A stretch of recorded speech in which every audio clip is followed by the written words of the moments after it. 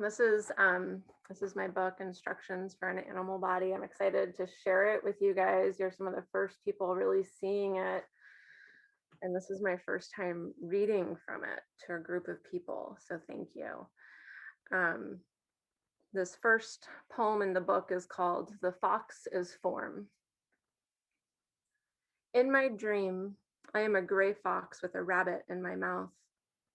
I sense my human form and how much I must stretch my jaw to hold this limp, warm body.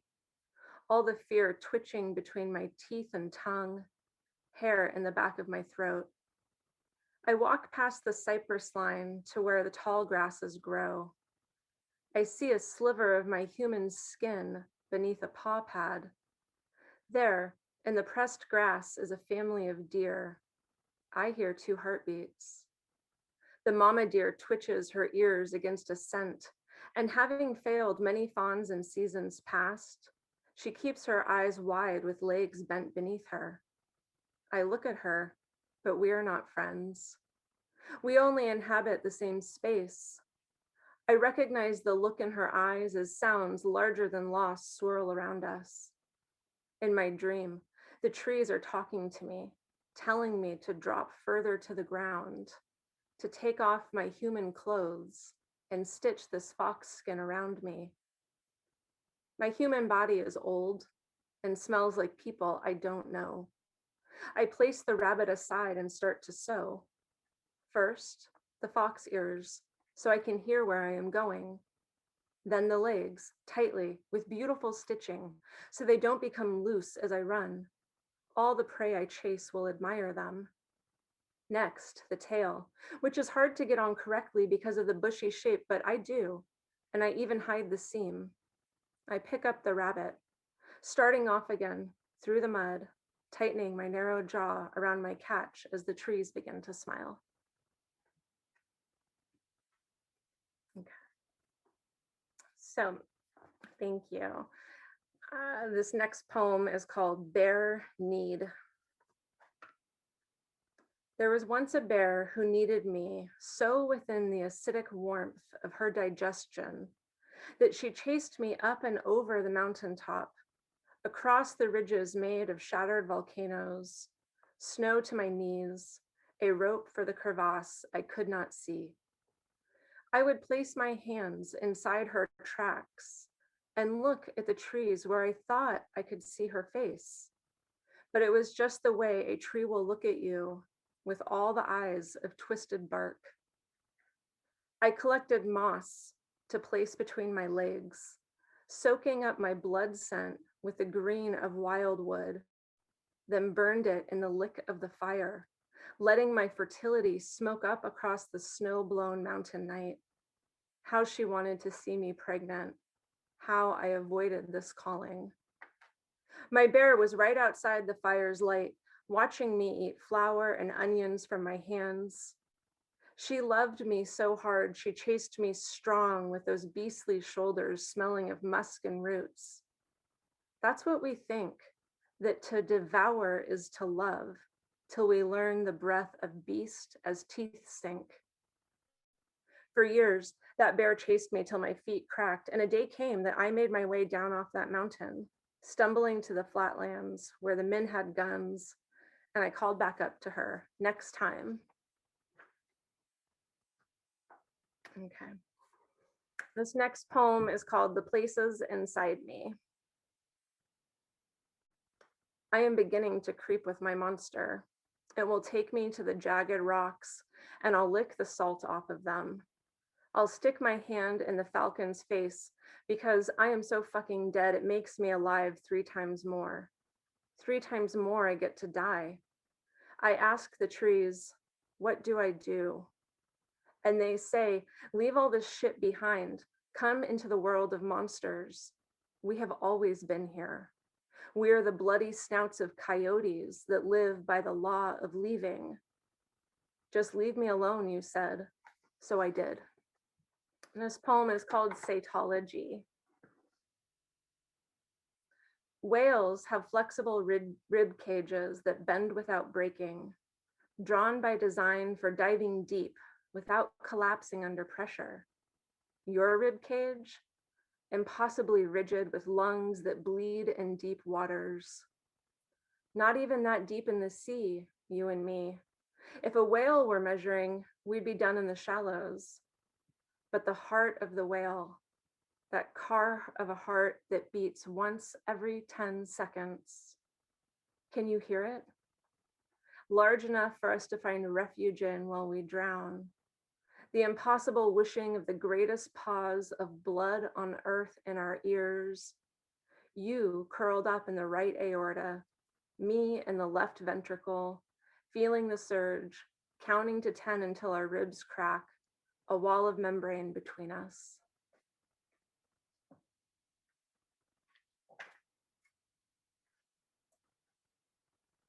Okay.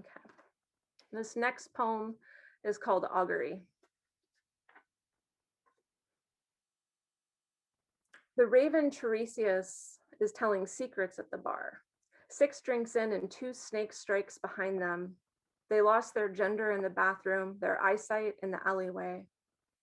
But I am walking creaky-legged, trying to get home when they fly up next to me. They lean in, bend in. Can't quite tell if this is man or bird, but they have this way of opening their mouth so wide, asking me to count the feathers that travel down their open beak to the back of where their bra is showing. I have to look in to see for myself. Tongue black wet, back of throat black, glassy green eyes made of milk. This bird sees birds, throws sparrow wings to the sky and cries out, "This is truth, this is death, I am blind." I'm just trying to get laid, but you're talking to me like you know me, bird. The raven puts its cigarette out in the entrails of a smashed starling found behind the wheel of a Cadillac. Their eyes roll back into their head, and the smell of burned wings makes me lick lip hungry. They start to tell me a story that I already know but forgot 10 years back at another bar. I interrupt them, so lush with rice whiskey and steep cherries that golden poppies spill from my lips, so full of blossoms they can smell my unfolding within the containment of a body without wings. I just want to know my own pleasure. Where did it go? The bird pulls back to look at my face, petals falling from my eyes. Yes, Tiresias, I remember now how we met. You flew into the shutters, almost dead on the floor among the suitcases and cassette tapes. I took your body in my hands, tied my words to your feet, marked your beak with my blood. I released you through the window in hopes you would fly my letters home across the oceans and rooftops, scattering blood from my wrists, so no one family would feel the weight of my burden. Now you've come back to tell me what you know of me, to right my too-wronged way, to caw up my skirt and untie me from this gold-rotted city where I've been held flat against the hills, almost dead on the floor. Now it's your turn. Unbind my eyes from the ground, release me from the relentless growl of 1,000 sleeping babies, all their mothers pushing against doors to keep the sound of the sky from descending, lest they begin to wake starved. We can fly these streets together, opening all the doors, rattling bassinets, grabbing pigeon after pigeon to toss their bodies to the streetlights, like a map of bird light, leading us past slayed snakes and the intersection of Geary and 20th, where I held him when he died. Tempt me out of this body, wholly untold, bound for joy. Promise me it's here in the prophecy. Promise me, Tiresias, you'll take me home tonight to show me what I cannot see. They hop, bird-like, human-like, foot to foot, wrapping a black wing around me, nest-bound.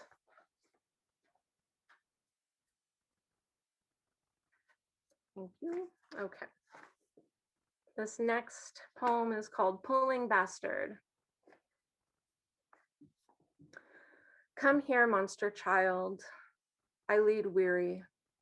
I take your hand and look at your knees, your ankles with flea bites, your eyes cocked. Come here, monster child. I see you in me. Give me your palm. We lick piss into prayer. We lick like our hearts are made of milk. We lick like 3 is infinity, but we know that it was only ever, not like this, not like that, put that down. Come here, monster child, with your crown of busted. Let me straighten your collar and see the underside of your chin, the place where your laughter is catapult rock. Unhinged, you say, me with my sewing kit, needle for eyes. 2 breaths like blow. Dust settles again on the shoulders. Don't be so mechanical with your brain like a machine. Our rusted smarts. I'll dive backwards into the pool, dreaming of gators. I offer a leg.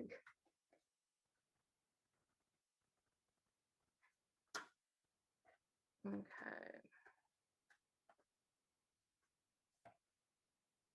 This poem is called 25 Acts of Relentlessness.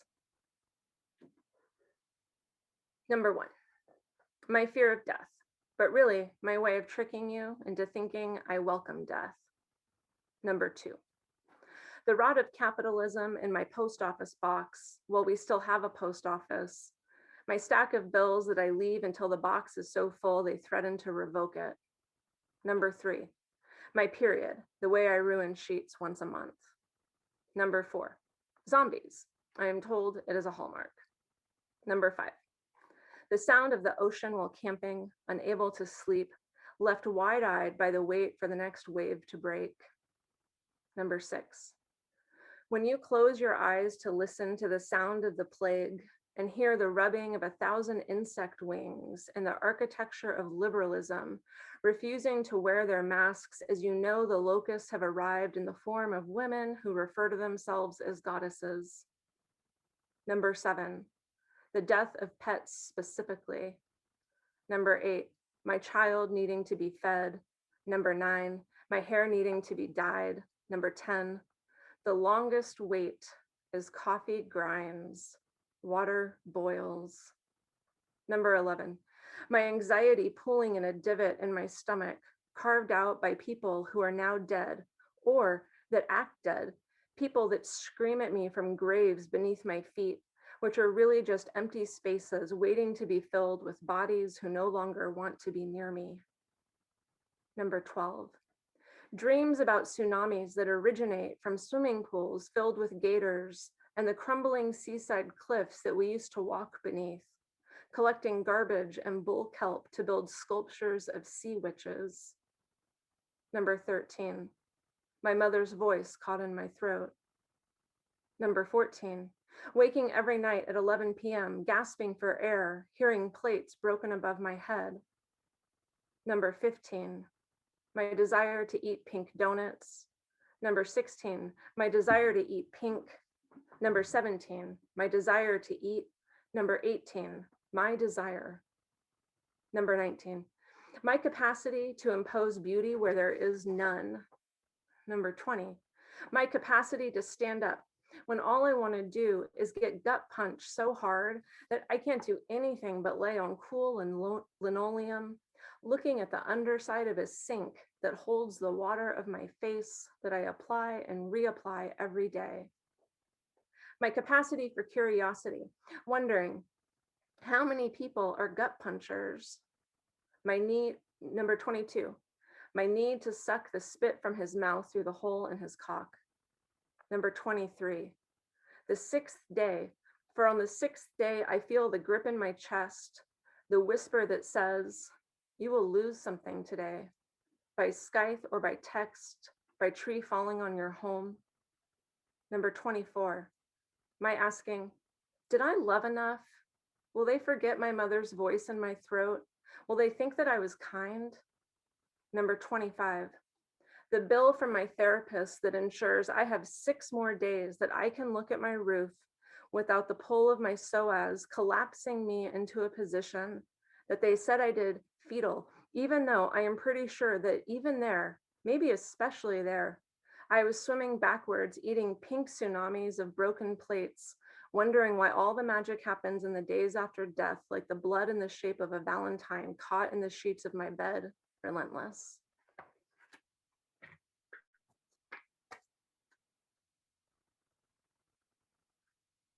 I have two more. How am I doing for time? Okay, thanks, Ben. Okay. This one is called Fog Bank. I knew a boy whose name was Sorrow. It wasn't really, it was something else, but that's what it meant. And more surprising than two humans agreeing to name a small baby Sorrow was that he didn't know what his name meant. He could have guessed.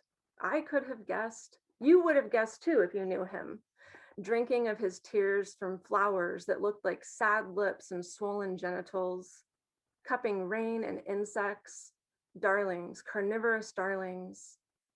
He was young enough that I could see him as perfect archetype. His skateboard was symbol. He asked for me to read to him like he thought he could hear sex and mama in my voice, which is true. I didn't know which voice to talk to him in. I could have nursed him from 1,000 breasts I have grown for these very moments. This is also true. Undress me, you'll see.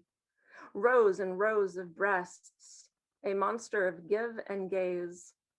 If you have ever nursed someone, you understand it is not sexual, but it blurs lines so deeply that the next time you let someone touch you, you confuse mothering for fucking.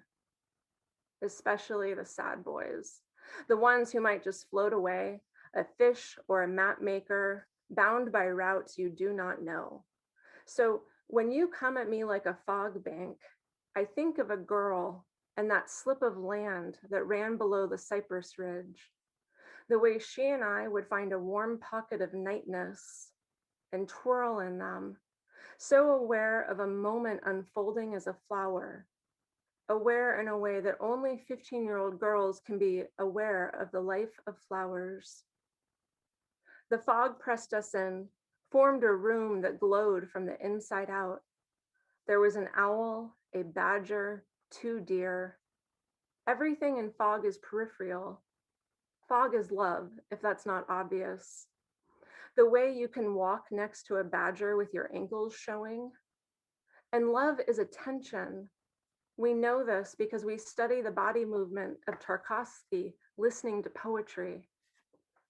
But me and this girl, we would feel the pockets of warm as we maneuvered through the darkness in creature form. I think we were animals, for everyone wanted to pet us. We knew that we were swimming in fragile river sky, a current of trail and road, a dead skunk, leering men in cars made of, come here, let me take you home. We stepped backwards, disappearing together, wearing slips.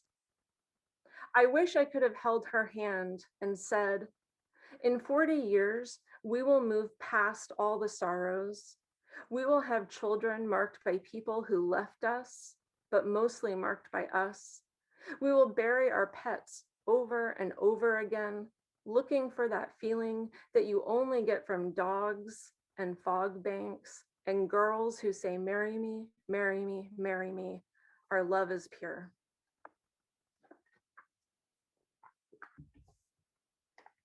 Okay, so this is my last poem. And this one is called The Everlasting Eulogy of Lush, ending on a love poem for everyone. Lush being one of my words intimate because I have lived with ferns, their dim undersides holding rows of circled spores laid neatly in shadow, dust sex and wind blow.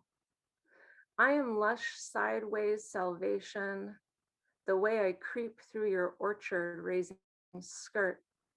La, the sound of moan with loop. Ush, the last whisper, death rattle of lonely, pretty and creek walk, I give you lip.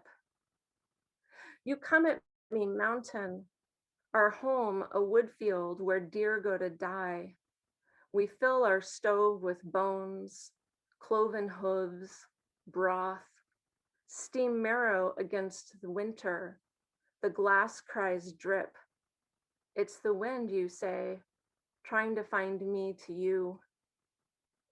I am lush slut spoke softly, your bottom lip dragging.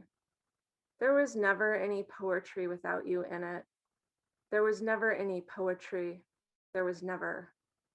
Everyone has a song, but we have a wet, drunken word born of walk and bed.